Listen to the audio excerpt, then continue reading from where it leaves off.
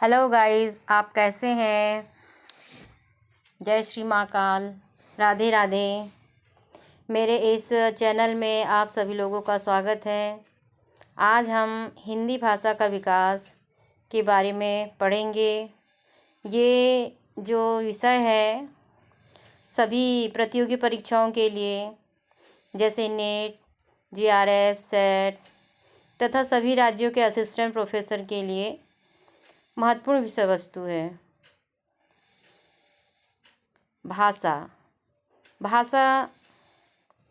हिंदी की जो सबसे अधिक बोली जाने वाली बोली है वो है भोजपुरी। हिंदी की उपभाषाएं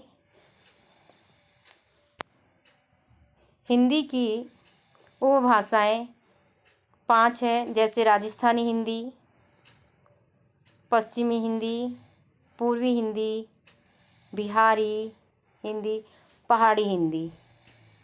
इस प्रकार से 5 उपभाषाओं में बांटा गया है हिंदी को। खड़ी बोली के अन्य नाम भी हैं, जिसे हम हिंदुस्तानी, नागरी हिंदी या सरा हिंदी या कौरवी कहते हैं।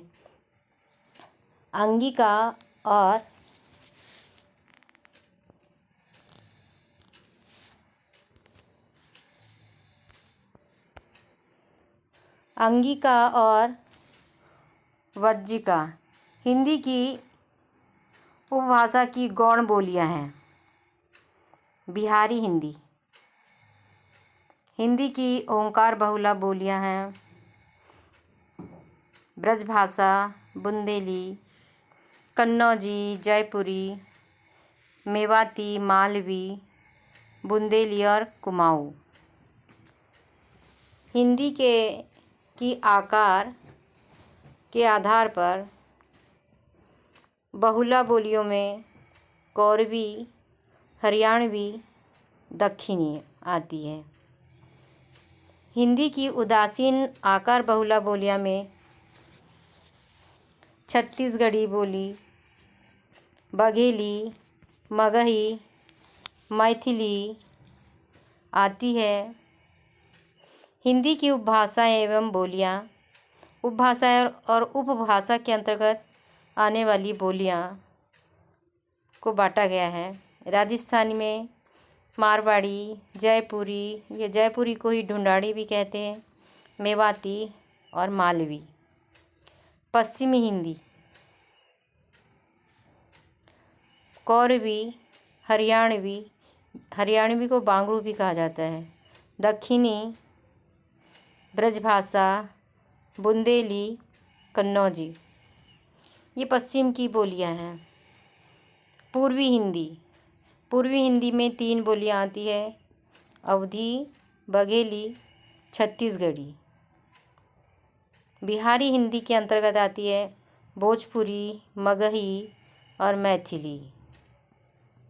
इसी प्रकार पहाड़ी हिंदी के अंतर्गत गढ़वाली और कुमायूं आती है। हिंदी को भारत की राजभाषा कब बनाया गया? 14 सितंबर 1949 को जब संविधान बना था उस समय 8वीं अनुसूची में कुल भाषाएं 14 थी। संख्या की दृष्टि से संविधान का सर्वप्रथम उपबंध, जिसमें राजभाषा के संदर्भ में निर्देश है, वो है अनुच्छेद 120। हिंदी की व्यंजनार्थ बोली है भोजपुरी, अवधी।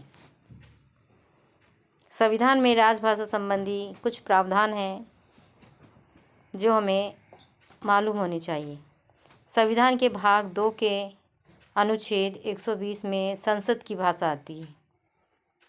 संविधान के भाग 6 के अनुच्छेद 210 में राज्य की विधानसभाओं के संदर्भ में निर्देश दिए गए हैं।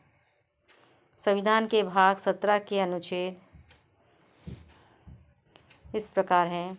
अनुच्छेद 343 संघ की राजभाषा, अनुच्छेद 344 राजभाषा के लिए संसद का आयोग और समिति। अनुच्छेद 345 राज्य की राजभाषा या राज्य भाषाएं। अनुच्छेद 346 के अंतर्गत एक राज्य और दूसरे राज्य के बीच अथवा राज्य और संघ के बीच में संचार के लिए राजभाषा। अनुच्छेद 347 किसी राज्य के समुदाय के किसी भाषा के संबंध में विशेष विभाग द्वारा बोली जाने वाली भाषा।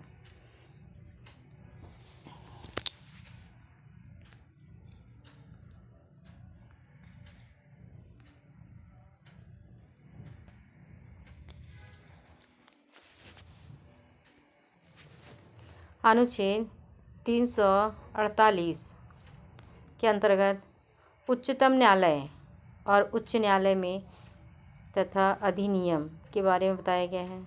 अनुच्छेद 349 भाषा संबंधी कुछ विशेष विधियों की अधिनियमित करने के लिए विशेष प्रक्रिया बताई गई है इसमें। अनुच्छेद 350 भाषा अल्पसंख्यक वर्गों के हितों की रक्षा के लिए निर्देश दिए गए हैं। अनुच्छेद 351 हिंदी भाषा के विकास के लिए निर्देश दिए गए हैं। ये अनुच्छेद को एग्जाम में बार बार पूछा जाता है, इसे विशेष रूप से हमें याद होनी चाहिए। संविधान का कौन सा अनुच्छेद यह घोषित करता है कि देवनागरी लिपि में लिखी गई हिंदी संघ की राजभाषा होगी? अनुच्छेद 343। संविधान में अनुच्छेद में यह प्रावधान है कि शासकीय प्रयोजनों के लिए अंग्रेजी भाषा का प्रयोग 15 वर्ष की अवधि तक है, अर्थात 26 जनवरी 1965 तक। ये भी प्रावधान है ताकि इस दौरान हिंदी शासकीय कार्यों को निष्पादित करने में सक्षम हो पाए। यह अनुच्छेद 343 में दिया हुआ है। संविधान के किस अनुच्छेद में कहा गया है कि संसद 25 जनवरी 1965 के पश्चात विधि द्वारा अंग्रेजी भाषा के प्रयोग को हिंदी प्रयोजनों के लिए उपबंध कर सकेगी? ये बताया गया अनुच्छेद 343 में ही। संविधान के अनुच्छेद के अनुसार राष्ट्रपति 5 वर्ष तथा 10 वर्ष के पश्चात राजभाषा आयोग की नियुक्ति कर सकेगा। ये बताया गया अनुच्छेद 344 में। राजभाषा अधिनियम कब अस्तित्व में आया? तो 1963 में आया, संशोधित 1967। राजभाषा अधिनियम में कुल कितनी धाराएं हैं? धाराएं हैं 9। राजभाषा अधिनियम पारित हुआ 1976,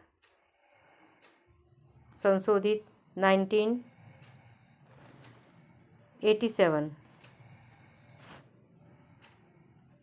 राजभाषा संकल्प पारित हुआ 1968। भारत में पाए जाने वाले भाषा परिवार हैं। अब हमारी हिंदी किस भाषा परिवार से है उसके बारे में हम आगे समझते हैं। भारोपी परिवार, द्रविड़ परिवार, ऑस्ट्रो एशियाटिक या दक्षिण पूर्व एशियाई परिवार, जिसको हम ऑस्ट्रिक भी कह सकते हैं, बुरुष्की या खुजना परिवार एवं अंडमानी चीनी तिब्बती परिवार, ये भारत में पाए जाने वाले कुछ परिवार हैं। हिंदी किस भाषा परिवार की भाषा है? तो भारोपी परिवार की है। भारोपी परिवार की शाखाएं भारत ईरानी, इसको हम आर्य की ही शाखा मानते हैं। बाल्टो स्लाविक शाखा। अगली है अर्मीनी। अल्बानी को इलीरी भी कहते हैं। Greek, Hellenic, Celtic, Germanic, Teutonic, italic.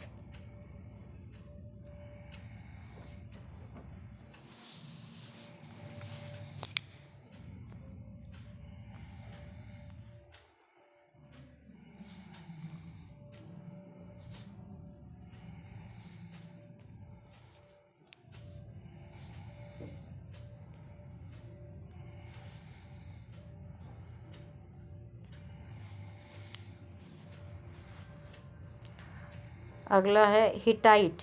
Hittite को हित्ती भी कहते हैं। तोखारी। इस प्रकार से भारोपी परिवार की शाखाएं थी। भारोपी परिवार की शाखाओं को 2 वर्गों में विभाजित किया है विद्वानों ने। पहला है केंतुम और दूसरा है सतम।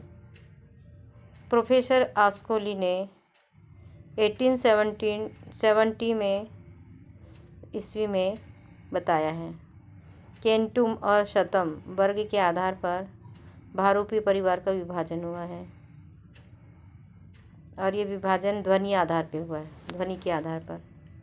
शतम वर्ग और केंतुम वर्ग। शतम में 4 भाषाएं आती हैं।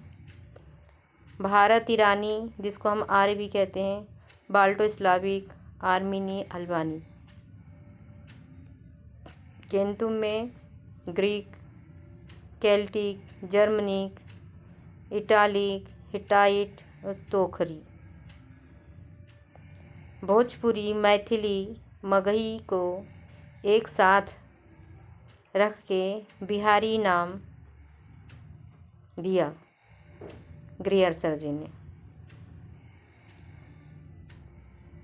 भारोपी परिवार की भाषाएं आकृतिमूलक दृष्टि से हैं, जिसमें श्लिष्ट योगात्मक है। आकृतिमूलक दृष्टि से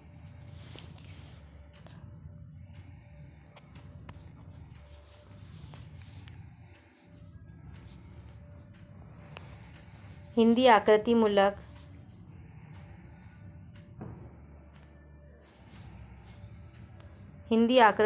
दृष्टि से है श्लिष्ट योगात्मक। हिंदी को श्लिष्ट योगात्मक के में रखा गया है। द्रविड़ भाषाएं आकृति दृष्टि से हैं, ये अश्लिष्ट योगात्मक कहलाती हैं। चीनी, तिब्बती, बर्मी, श्यामी, अनामी, सूडानी भाषाएं आकृतिमूलक दृष्टि से है, अयोगात्मक है। ये आकृतिमूलक दृष्टि से तुर्की भाषा अश्लिष्ट योगात्मक है। विश्व में लगभग 3000 भाषाएं बोली जाती हैं। भाषाओं के आकृतिमूलक वर्गीकरण का जो आधार है वो रचना तत्व, पद रचना या वाक्य रचना है। भाषाओं का वर्गीकरण का आधार जो है वो रचना तत्व या अर्थ तत्व है।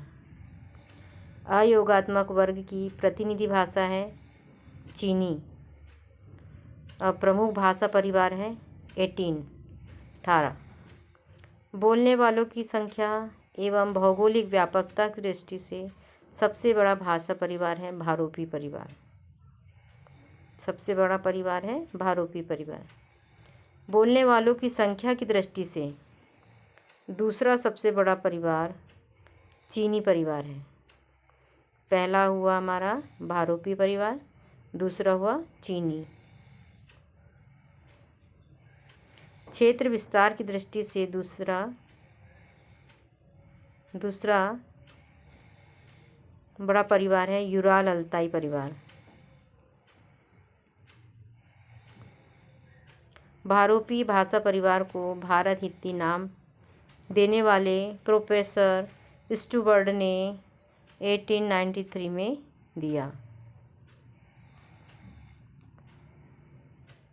अमेरिका परिवार के लगभग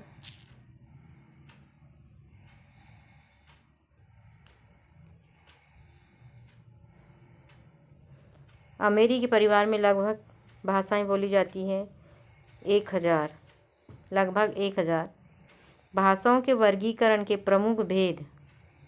आकृतिमूलक वर्गीकरण,